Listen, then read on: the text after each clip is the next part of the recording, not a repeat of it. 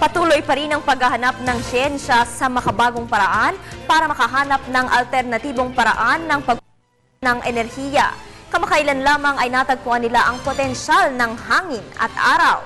Para sa detalye, balitaan mo kami, Jackie San. Patuloy ang pagsisikap na makagawa ng makabagong imbensyon para sa pagtitipid ng kuryente sa buong mundo. Ngunit napakamahal ng mga materyales at kagamitan para mabuo ito.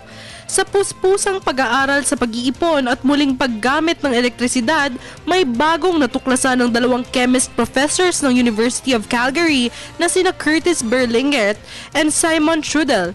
Ayon sa dalawang profesor, maaari na daw mag-store o makapagtago at mag-ipon ng enerhiya sa hydrogen fuel cells sa pamamagitan ng hangin at solar power.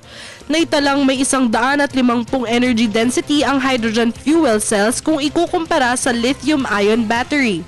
Dagdag pa nito, hindi lamang ito mas mabisang paraan para makapagtago ng mas malaking enerhiya kundi sa pagtitipid pa ng gastusin.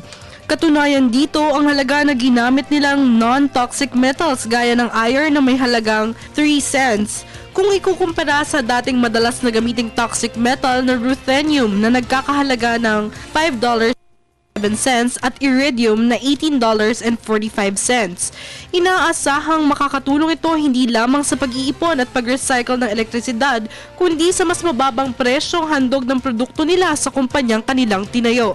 Para sa Telebisyon ng Bayan, Jackie Sai.